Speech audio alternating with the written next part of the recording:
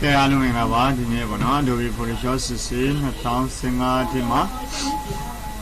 rồi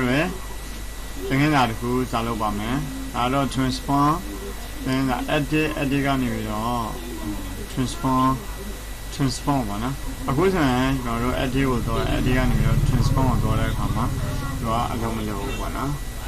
thì mà transform này là lưu xin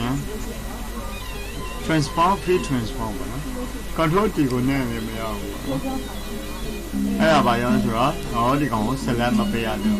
select ရင်ပေးပါမယ် polygon နဲ့လက်ဆိုတူဒီလိုမျိုးဒေါင်းကြရ object လေးတွေကို picture လေးတွေကို select ပေးတဲ့အခါမှာ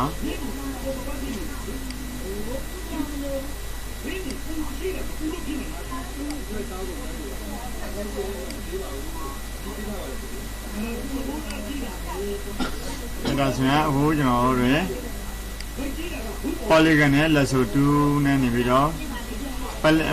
polygon နဲ့လက်ဆိုတူနဲ့နေပြီးတော့ကျွန်တော် select အရင်ပေးပါတယ်ပြီးပြီးတော့ edit ကနေပြီးတော့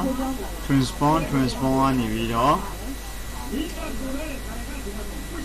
scale ဆိုတာရှိပါတယ် scale နော် scale ကိုနှိပ်လိုက်လို့ရှိရင်တော့ကိုလိုချင်သလို scale အကြီးအသေးလို့ရပါတယ်ဒါဆိုရင်ကြီးလာတာပေါ့နော်ဒါတော့သေးတော့မယ်ကြီးသေးလို့တဲ့အခါမှာ keyboard ပေါ်က shift key ကိုနှိပ်ထားပေးရမှာဖြစ်ပါတယ် shift key ကိုနှိပ်ထားမှတာရင်ဒီကကဲဒါဆိုရင်အခုနောက်ထပ် edit transform နဲ့ rotate ဆိုတာရှိပါတယ် rotate ဆိုတာ rotate ကိုယူလိုက်လို့ရှိရင်ဒီမျိုးပေါ်လာတယ်နော်တကယ်လို့ပေါ့နော်ဒီကောင်လေးကို edit transform scale လုပ်တဲ့အခါမှာဒီ whiteboard တက်မပေါ်ဘူးပေါ့နော် edit မှာ transform rotate နေတဲ့အခါမှာဒီမျိုးပေါ်တယ်ဒီနေရာမှာချက်ချသူက rotate တူကအလုံးလုံးမှာဖြစ်ပါတယ် rotate နေတာပေါ့နော်ကဲဒီတစ်ခါကျတော့ edit transform secure ဆိုတာကတော့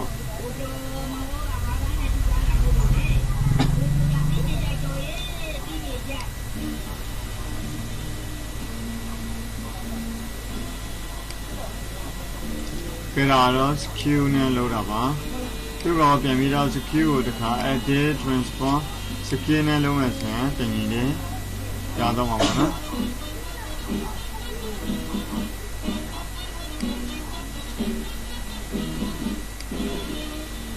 ကဲလာတော့ secure အကြီးသေးလောက်တယ်နောက်ပြီးတော့သူကို secure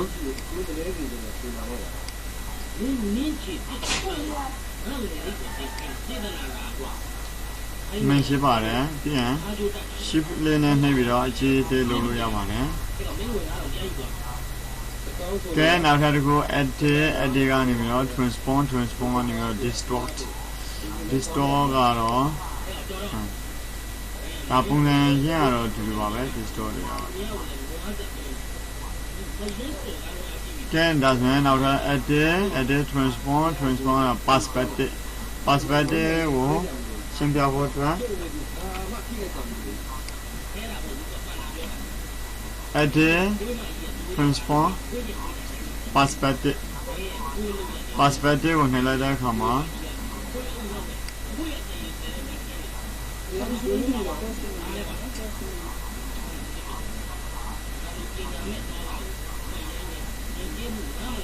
ဒါကကျွန်တော်တို့နောက်ထပ် rotation မှာဖြစ်တဲ့အတွက် edit transform rotate ကိုလိုချင်တဲ့အရာကိုပြုပြင်ချင်တဲ့ပုံစံမျိုးကိုလုပ်ချင်တဲ့ပုံစံမျိုးကိုဒီမှာ transform ကတစ်ဆင့်ပြုပြင်ဖန်တီးလို့ရပါတယ်ဒါကို rotate လုပ်ပါမယ် rotate လုပ်ဖို့အတွက်ဒါဆိုရင်သူက scale အကြီးသေးလုပ်ပါမယ် edit ကနေမျိုး transform scale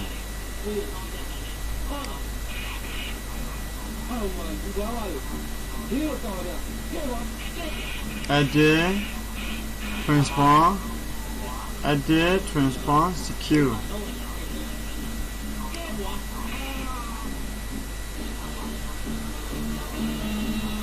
ကြိုက်ပြီဆိုရင်တော့အမှန်ရှိပါမယ်အမှန်ရှိပြီးတော့ ဒီကောင်လေးကိုနော်လေတို့တိတ်ရမှာဖြစ်ပါတယ်ချီသေးလို့ရှိနေတယ်နော်ချီသေးလို့ပဲလို့ရပါတယ်ဒီဘက်ကိုထိုးထည့်ခြင်းနဲ့ဆိုရင် edit ကနေပြီးတော့ transform ကနေပြီးတော့ warp နဲ့နေပြီးတော့လည်းထိုးထည့်လို့ရတာပေါ့နော်နောက်ပြီးတော့ဒီ secure နဲ့လည်းထိုးထည့်လို့ရပါတယ်ထိုးထည့်တဲ့အခါမှာ control ကိုနှိပ်ပြီးတော့လည်းထည့်လို့ရတယ် control နဲ့နှိပ်ပြီးတော့ထည့်လို့ရတယ်ဆိုတော့ control ကိုနှိပ်တာလို့ရှိရင်သူကအဲဒီကိုလိုချင်တဲ့အတိုင်းအတာကိုသူတော့တာပေါ့နော်တကယ်လို့ control မရှိဘူးဆိုရင်တော့ထိုးထည့်လို့တော့ရတယ်ဒါပေမဲ့နည်းနည်းချင်ရတာနည်းနည်းခက်တာပေါ့နော်ဒါကြောင့်ကိုကြိုက်ပြီးဆိုရင်တော့အမှန်ရှင်းပေးရမှာဖြစ်ပါတယ်။နောက်ထပ် edit ကနေပြီးတော့ transform rotation မှာ rotate 90 degree clockwise 60ပေါ့နော်clockwise 60 view နောက်ပြီးတော့ counter clockwise 60 view flip horizontal flip vertical ဆိုပြီးတော့ရှိမယ်။ဒါကြောင့်အဲ့ဒီသင်ခန်းစာလေးတွေကိုတော့ဖို့အတွက်ဒီနေရာလေးမှာ edit ကနေပြီးတော့ transform ကနေပြီးတော့ rotate 180 rotate 180ဆိုရင်အပေါ်အောင်ကို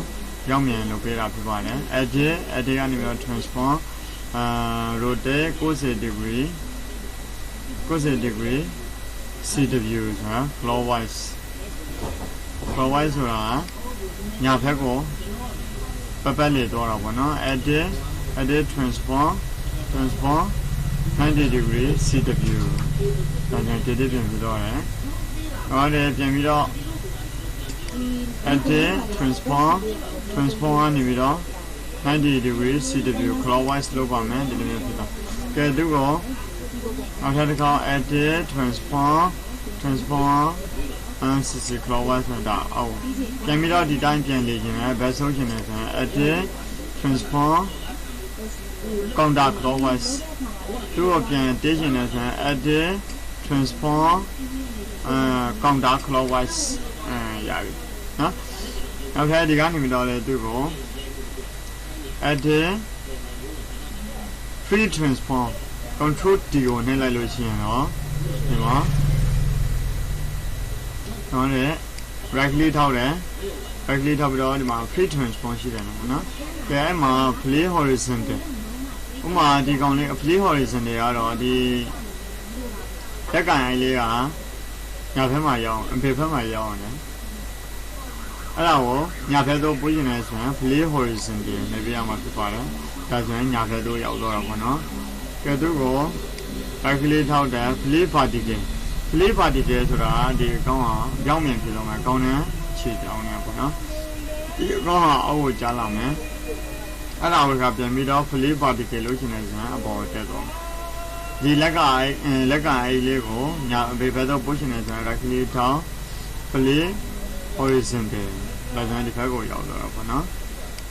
ဒါဆိုရင်အခု scale ရ rotate ရ secure ရ distort perspective web နောက်ပြီးတော့ဒီနေရာမှာရှင် rotate